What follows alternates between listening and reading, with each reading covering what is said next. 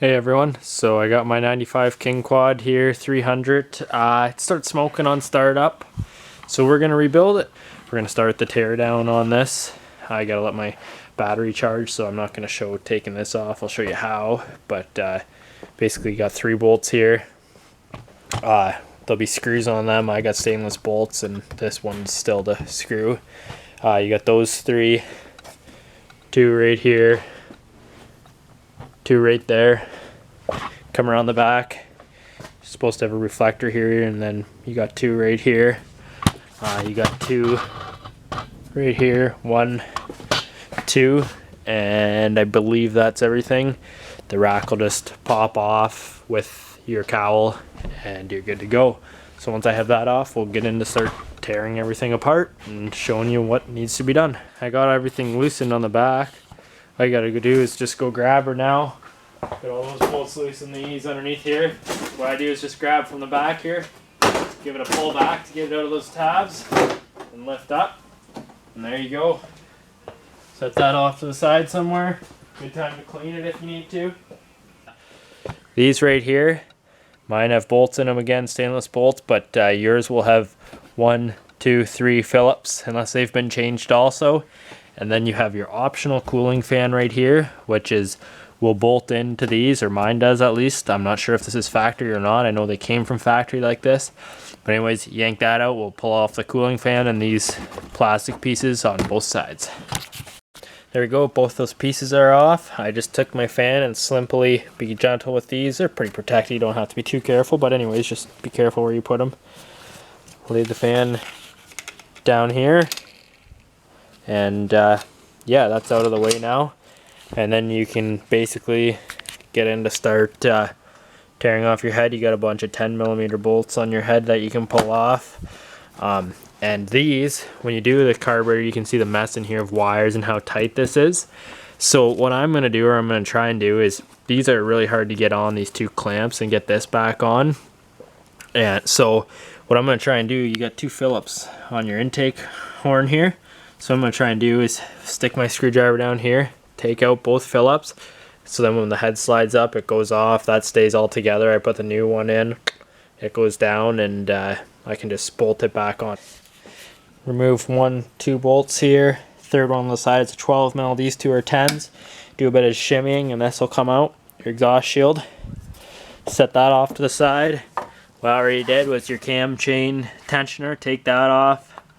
It's a ratcheting tensioner here, or ratcheting for adjustment. It'll ratchet all the way out when you pull it out. Anyways, you get 2 Allen heads. Take those off, pull them out, and then you'll have your 2 should be nuts.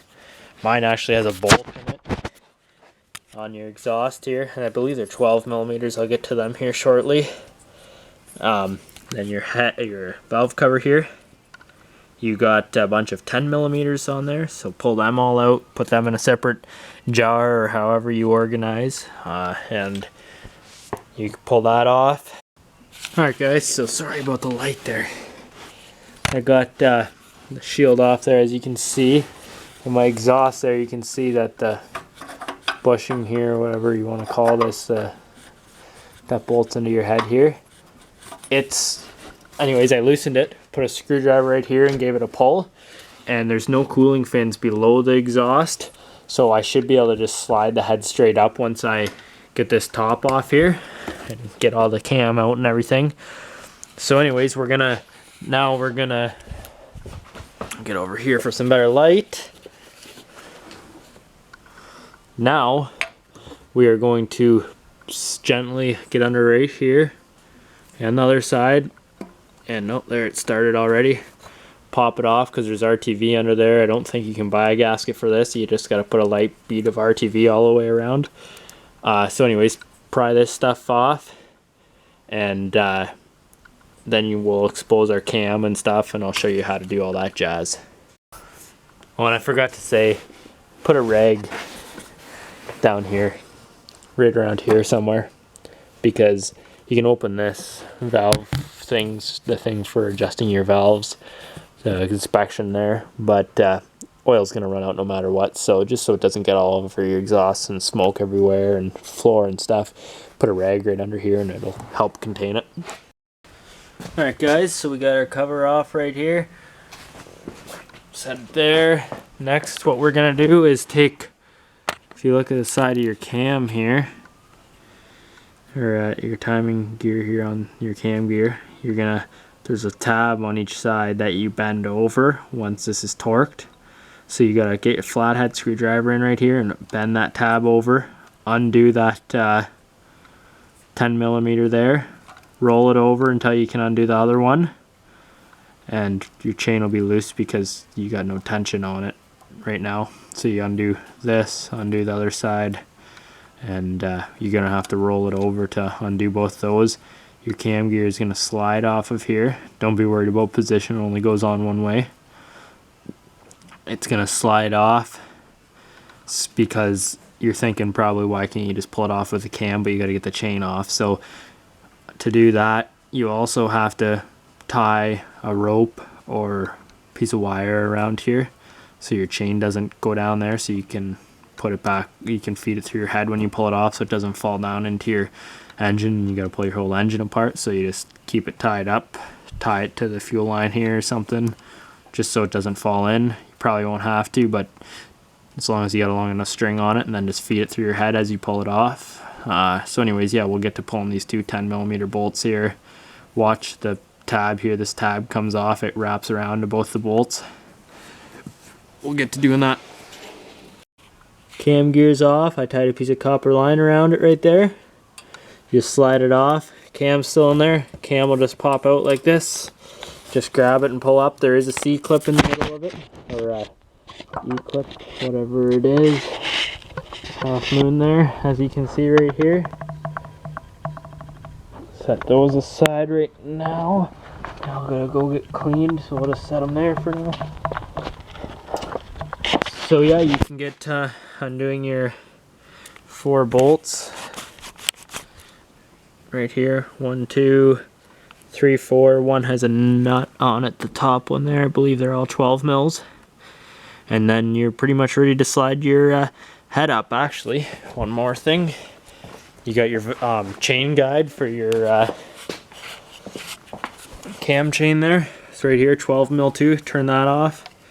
Grab it from in behind here and pull it up, because when you pull off your head, it's going to be hanging out and it'll be a pain in the ass. So just turn that off, be careful, grab it, slide it up. Just grab it with your 2 fingers and you're good to go. We'll get to pulling that stuff off.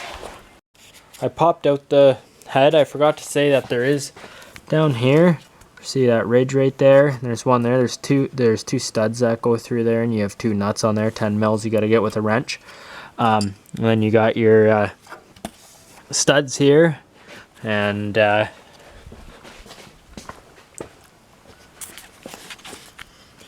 so she's all apart. That just slides up there, and you got it's a little bit tight up here on your tank, but it just so it touches and goes down. I'm sure Suzuki designed it that way, which is awesome. It's a day later now. As you can see, there's no cylinder in there. That's just your connecting rod sticking up right in the middle there.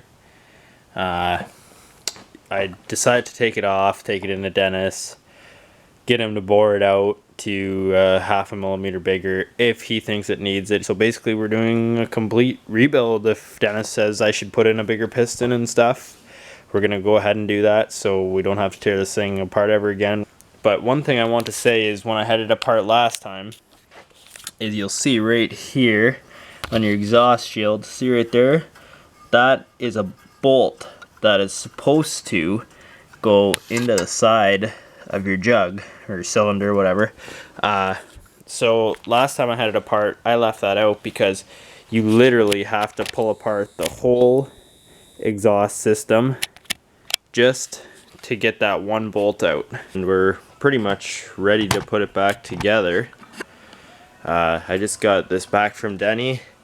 He redid my head, reground the valve seals, new valve seats, sorry, and put the springs back on and stuff for me. Nice of him to do that. Reground the valves, seats, whatever, they're all good to go. got a new piston for it. I ended up getting a 69.5mm piston. I just got the piston on, both circlips there. Your rings, you want to make sure that they're 120 degrees apart from each other, like kind of like a peace symbol almost. And make sure you have your piston with the exhaust arrow, if your piston has it, facing towards the exhaust, obviously. So slide your cylinder on. What I do, there's two 6mm bolts on the other side down below. Put those on, just snug them, just not too much because it'll make your cylinder go like this, I'm sure. So I just snugged them a little bit. Cleanliness is key. Put some straight 30 in there. Some gear oil is what I usually do because it sticks to the cylinder walls. Make sure your chain's engaged into the crankshaft and grab it. Make sure it's up there. You can spin it around a bit. If you go both ways, one way it'll skip easier, so you can tell if it's engaged or not. Once it's engaged, you take your black chain guide right there, you slide it down in. I just put my head gasket on here. Your dowel pins will either be in the head or on the cylinder, whatever you prefer. I believe I'll be putting mine in the head, or one here, it doesn't matter, it's all gonna line up at once anyways. So yeah, keep your wire on your chain to feed it through. Once we put on the head here, on your lower crankcase stud right here, I'll pull off this gasket. I don't know why I set it on there, but anyways, you have to put some sealant, some black RTV or whatever, on the stud here, and then you take an O-ring and your dowel pin, and you slide your dowel pin down until it hits the O-ring and shove the O-ring into the head. But anyways, this O-ring goes on here tight against the stud. I'm gonna put some, they call it Suzuki bond in the manual, so some RTV around there. Push it down into the RTV, and then you put your dowel pin into there. Why you do this is because on your head here, this is where it's going. I'll try and show you here in the light to my background. I don't have the best light. You can see there, that hole to the right of the exhaust there and there, that's open. So mud and crap can get in there and go down into your motor. So that's why you want it sealed up. And it's sealed from the top with the copper washer you'll put on the top. So yeah, that's why you do it. Alright, so we got our head on. You torque the head bolts here, these four, there's three here and a nut up there. Put your new copper washers on. This one has a rusty one on it because whoever's in here before me put it on. Those are 15 to 18 foot-pounds. Cross them, just do, I don't know, snug them and then tighten them, or do half torque and then full. Get that on, so then you're all torqued down. Then you go around the other side, and to time it, you come down into here, and there's that bung right there. You line it up. You just roll over the motor. There's a slat that you line up with a little piece in behind it. See that arrow right there? I'll zoom in on it. There's an arrow right on the back of there. When you line up, there's a slat in there that you line up a mark with a T on it.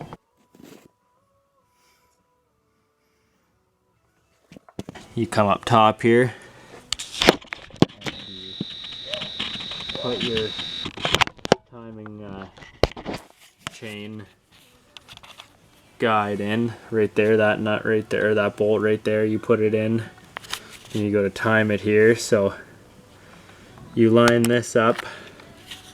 It's hard to focus here, but when you look at this, see those two slats right there, you line them up with the head, and then you make sure that the dowel pin on this, it's right underneath the metal right here, is upwards, and you make sure that those marks are parallel with the head. You're gonna have some slack in it, like it's gonna be able to go like this, but you'll know if you're a tooth off. So like here, it's not perfectly lined up with the angle on the side here, but here, so right there it is. If you're a tooth off, it's gonna be way off. So that's all lined up right there. So we'll get this all torqued down, get these torqued on here, and then I took off my recoil and spun it over by hand to time it easier, and then you can put your timing chain tensioner in right here. We'll get to doing that. So we're gonna go over to the far side here. We got the exhaust pipe on there. As you can see, I got that all torqued up. This is all torqued on. What you can do, this little bung right here, that I assume it's for other models, that the cam must go into there. It must be a bearing in there or something. But anyways, this bung here, it goes in there. You take some, I used black RTV the last time, but I had some of this stuff around for my chain case on my snowmobile. It's good for valve covers and stuff. Motoseal gasket maker. Forget what the temperature is for, but it's especially for power sports. It says that's what they call it, Motoseal. And that's the stuff. It seems like really sticky, good stuff. So yeah, we can get to putting this valve cover on. It's pretty, I got everything in there clean. All the mating surfaces are clean. That's crucial, obviously. Got my chain tensioner in. You install it in, new gasket. You leave this 10mm bolt out, and there's a spring in there. There's a ratchet that sticks out of it. You bring that ratchet all the way in, drop it down. Once your cam's all on, obviously, you'll feel your cam. It's nice and tight now. And then you put the spring in. You'll hear the ratchet start to go down as you put the nut on, or the bolt on, and tighten it down. And that's your automatic tensioner, so you don't have to watch that. As your chain would slack off over the years, it'll just ratchet down with the spring tension and keep your chain tight. So yeah, we're all good. I just put some top dead center marks right here. It's kind of hard. There's reflection right there. TDC. Put 3 marks on here just so I can line it up, because I put that timing bung in because it's kind of hard to get in after I get some stuff on. So then because I got to set my valves right away because they were reground, and the valves faces were reground and redone, the head was, so they're gonna be off. So I gotta, once I get the top on, I'll do that. So if you got a vise or whatever, I think those are 17mm, pull your valve for your adjusters, and you can even take that 10mm nut there and give it a little crack, just so when you put it on you can adjust your valves right away, and because you want to do this when you're cold. So yeah, get to doing that, and then basically it's just your exhaust shield that I have sitting right there. I know some guys leave them off to keep them cooler. I like it on, keep stuff off the motor from the front. But anyways, up to you. I'm gonna put mine back on. Yeah, we'll put this valve cover on, and yeah, we're pretty much ready to set our valves and then fire the old girl up and see how she does. We got it all torqued up and on there. Everything's ready to go. I'm gonna leave this off for now, the exhaust cover. I'm gonna start it up first. We'll try her out here. I just had it start it, and just quick, I'll show you. It starts right up now.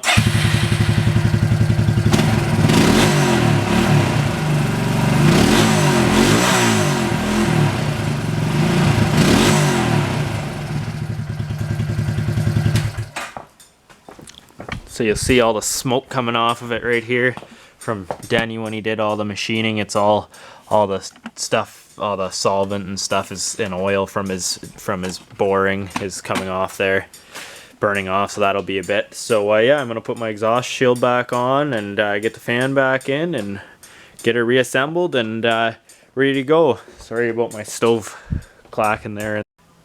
Alright guys, thanks for watching. There we go, I got all the plastics back on her. If you want to see, I restored all the plastic on it with a plastic restorer. If you want to comment, I can tell you what that is. It works real well. Anyways, yeah, there you go. That's how I rebuilt my King Quad 300. That's her all back together. Got the fan in there. I just got to wire up the fan because last time I put butt connectors on it. And I don't know why I wasn't thinking to put clips on it so I can disconnect it if I need to pull it apart. But anyways, yeah, there she is. Make sure you got a good air filter in. I run a uni filter. Hope you liked the video, and I hope you enjoyed all my other videos that you can watch. Check them out. Thanks again for watching.